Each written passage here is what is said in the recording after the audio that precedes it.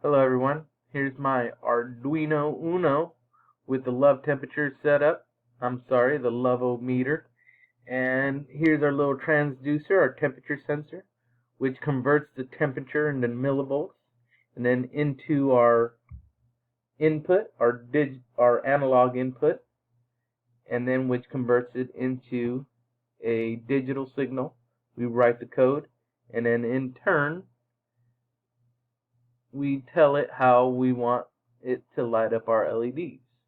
And this one is the code we have is if base temperature is 2, the first one comes on, and then else if, we will go ahead and light the first one on with the second one, and then the else if the baseline temperature is +6, and then all three of these will come on. So we'll go ahead and give that a shot.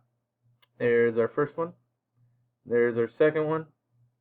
And let's see if I'm hot-blooded enough to get the third one going. Oh, it's blinkered. And the third one. And gentlemen, that is my Arduino Uno with the love-o-meter. Thanks for watching. Have a good day.